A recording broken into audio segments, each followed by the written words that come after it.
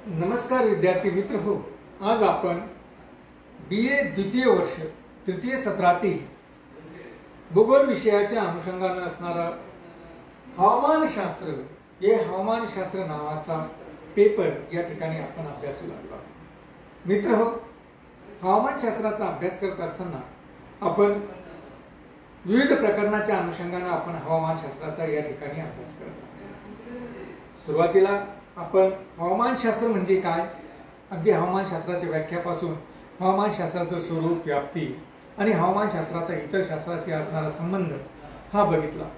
त्यानंतर सौरशक्तीवर परिणाम करणारे घटक, सौरशक्तीचं जागतिक झालेले वितरण याही बाबीचा आपण विचार केला। त्यानंतर तापमान या हवामानाचा एक महत्त्वपूर्ण घटकाचाही देखील आपण अभ्यास केला। त्यामध्ये तापमान म्हणजे काय इथपासून तर हवेला तापमान कशा पद्धतीने प्राप्त होतं, त्यानंतर हवेच्या तापमानावर परिणाम करणारे घटक कोणते आहेत आणि जगामध्ये सर्वच ठिकाणी सारखं तापमान आढळत नाही, मग हे जगामध्ये तापमानाचं वितरण कशा पद्धतीने झालेलं आहे हे देखील आपण या अगोदरच्या तासांमध्ये बघितलेलं आहे। त्यानंतर आपण हवामानाचा अजून एक महत्त्वपूर्ण असणारा घटक म्हणजे या ठिकाणी वायुभार हा अभ्यासला। वायुभारचा अभ्यास करत असताना आपण बघितलं की हवेला वजन असतं आणि साधारणतः हे जे काही वजन आहे हे वजन हा असणारा वायुभार हा देखील हवामानामध्ये बदल घडवून आणण्याचे काम या ठिकाणी करत असतो। आणि मित्र हो, या वायुभारावर तापमानाचा परिणाम होतो आणि तापमानाच्या परिणामातून वायुभारामध्ये बदल होऊन वातावरणामध्ये बदल झालेला आपल्याला दिसून येतो। याचा देखील आपण अभ्यास मागील काही तासापासून या ठिकाणी करत होतो। आज आपण या वायुभाराच्या अनुषंगानेच तयार होणारे जे काही वारे आहेत, विंड किंवा वारे या प्रकरणाचा विचार करणार।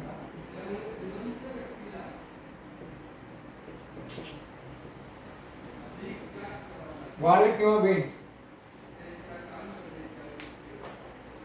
मित्र हो, वारे किंवा विंड्स याची संकल्पना समजून घेत असताना, वाऱ्याची व्याख्या या ठिकाणी समजून घेत असताना आपल्याला काही बाबी समजून घेणं आवश्यक आहे। साधारणतः आपण पाहतोय की ज्यावेळेस वातावरणाचा विचार आपण करतो त्यावेळेस वातावरणाचा अभ्यास करत असताना आपल्याला असं दिसून येतं की वातावरणामध्ये सूर्यापासून येणारी सौरशक्ती ही पृथ्वीच्या असणाऱ्या वातावरणातून येते।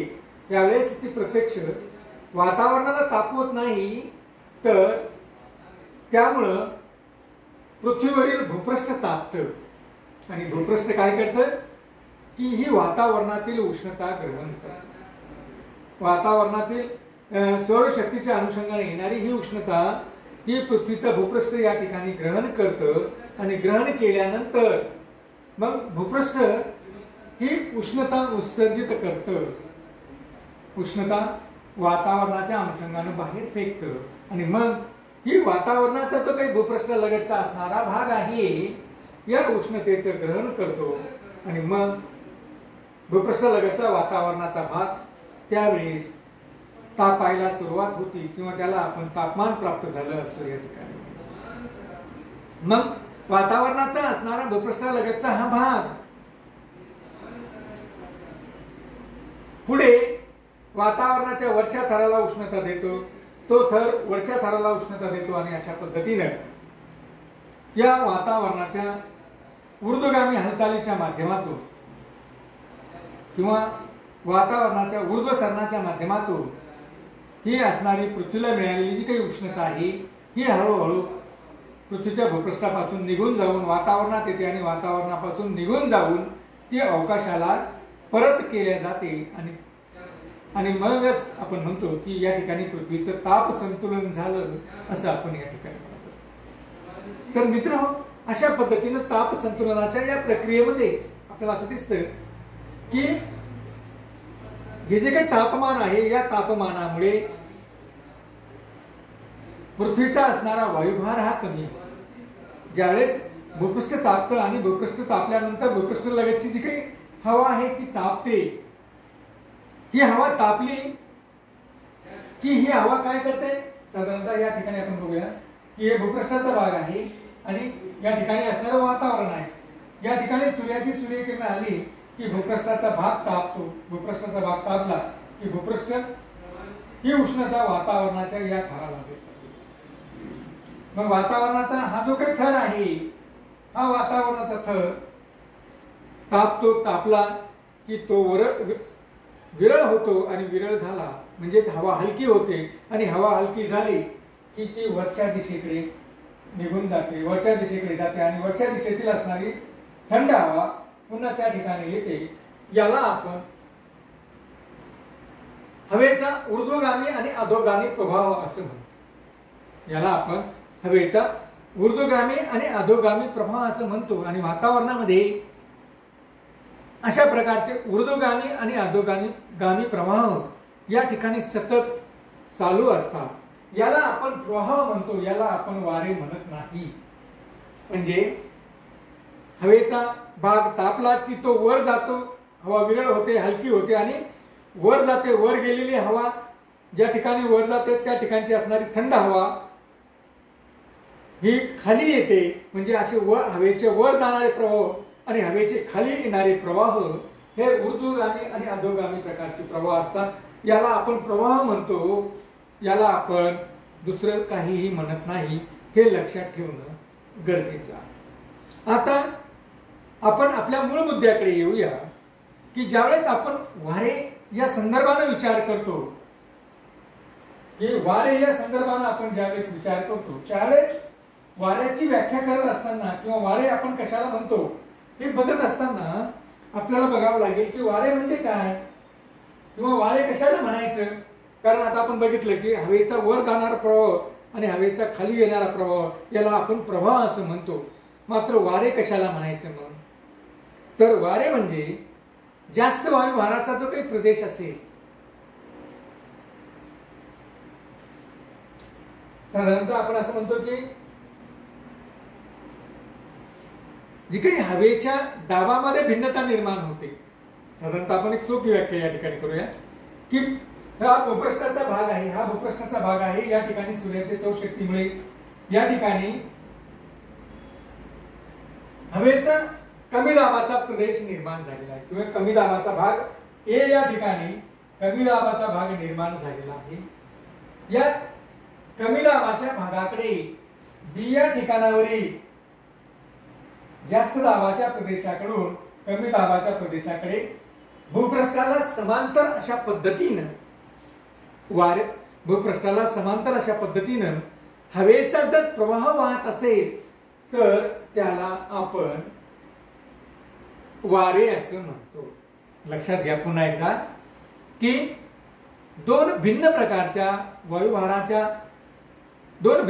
वायुभाराचे जर प्रदेश असेल आणि त्यामध्ये जर कमी वायुभाराचा प्रदेशाकडे जास्त वायुभाराच्या प्रदेशाकडून हवेचा प्रवाह वाहत येत असेल आणि तो क्षितिज समांतर पद्धतीने जर वाहत असेल, आडव्या स्वरूपामध्ये जर वाहत असेल, तर अशा प्रकारची हवेची प्रवाहाची होणारी हालचाल म्हणजे वारा होय. तर मित्र हो, अशा पद्धतीनं आपण वाऱ्यांची व्याख्या या ठिकाणी करू. जास्त वायुभाराच्या प्रदेशाकडून कमी वायुभाराच्या प्रदेशाकडे हवेचे होणारे संचलन व हवेला मिळालेली गती, या गतिशील हवेलाच आपण वारा असं या ठिकाणी बघा. पुन्हा या ठिकाणी आपण असं म्हणूया की भूपृष्ठाला समांतर दिशेने वाहणारे हवेचे प्रवाह म्हणजे वारा होय. बघा, भूपृष्ठाला समांतर पद्धतीने वाहणारे हवेचे प्रवाह म्हणजे वारा होय. हा जो काही हवेचा प्रवाह आहे, हा हवेचा असणारा प्रवाह हा भूपृष्ठाला समांतर अशा पद्धतीनं वाहतो आणि या प्रवाहाच्या माध्यमातूनच मग आपण वाऱ्यांची निर्मिती झाली असं म्हणतो. मात्र वाऱ्याच्या निर्मितीसाठी भूपृष्ठावर दोन भिन्न प्रकारचे वायुभाराचे प्रदेश निर्माण होणं आवश्यक आहे। जर दोन भिन्न प्रकारचे हवेचे प्रदेश निर्माण झाले तर कमी वायुभार असणाऱ्या प्रदेशाकडे जास्त वायुभार असणाऱ्या प्रदेशाकडून जे काही हवेचं संचलन होतं, जे काही हवेचा प्रवाह वाहत येतो, तो वाहत येणाऱ्या हवेच्या प्रवाहालाच आपण वारे असं म्हणतो। म्हणजे हा हवेचा प्रवाह एकतर क्षितिज समांतर पद्धतीने वाहत येणं आवश्यक आहे किंवा आडव्या स्वरूपामध्ये हा भूपृष्ठाला समांतर अशा पद्धतीने वाहणं आवश्यक आहे। तो जर उभा पद्धतीने वाहत असेल वातावरणामध्ये तर त्याला आपण हवेचा प्रवाह असं म्हणतो। मात्र आडव्या पद्धतीने तो जर वाहत असेल तर त्याला आपण वारे असं या ठिकाणी म्हणतो। तर अशा पद्धतीने मित्र हो, हे वारे या ठिकाणी भूपृष्ठावर वाहताना आपल्याला दिसतात। हे भिन्न प्रकारच्या वायुभारातील प्रदेशांमध्ये जी वायुभारातील साधारणतः आपल्याला असं म्हणता येईल की भिन्न वायुभाराचे जर प्रदेश निर्माण पृथ्वीवर झाले तर अशा पद्धतीनं वारे वाहताना आपल्याला या ठिकाणी दिसतात। मित्र हो, हे जे काही वारे आहेत, हे वारे निर्माण होण्याची कारणे काय आहेत किंवा वारे का निर्माण होतात हे जर आपण बघितलं की वाऱ्याच्या निर्मितीवर परिणाम करणारे घटक कोणते आहेत, तर या ठिकाणी आपण बघूया की वाऱ्याच्या निर्मितीवर परिणाम करणारे घटक, वाऱ्याच्या निर्मितीवर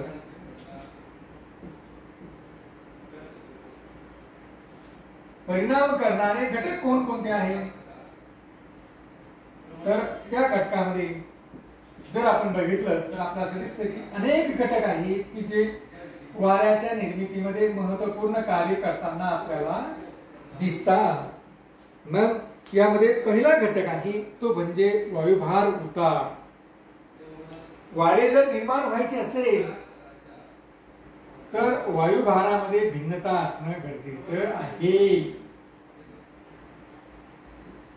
म्हणजेच वायुभार उतार असणं गरजेचं आहे। आता वायुभार उतार म्हणजे काय, तर जास्त वायुभाराच्या प्रदेशाकडून कमी वायुभाराच्या प्रदेशाकडे उतार निर्माण होतो।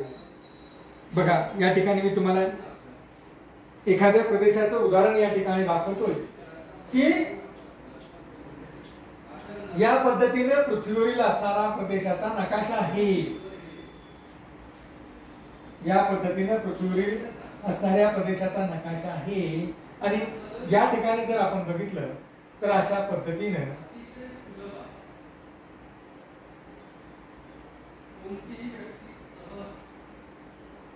हे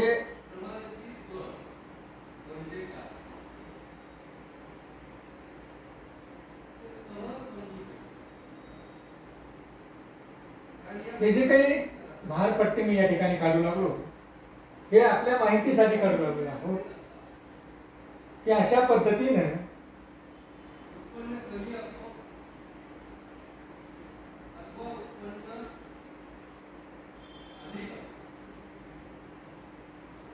या ठिकाणी जर आपण बघितलं तर या ठिकाणी 960 मिलीबार एवढा वायुभार आहे। तर या ठिकाणी जवळपास 1040 एवढा मिलीबार एवढा वायुभार आहे। जसजसं आपण या भागाकडे येऊया तसतसं आपल्याला वायुभाराचा उतार लक्षात येतो। जर वायुभार रेषेमधील अंतर जास्त असेल तर उतार हा मंद स्वरूपाचा आहे असं समजलं जातं आणि वायुभार रेषेमधील अंतर, वायुभार रेषा या अगदी जवळ आलेली असेल तर आपल्याला असं दिसून येतं की हा वायुभारामध्ये उतार हा कसा आहे, तीव्र स्वरूपाचा आहे।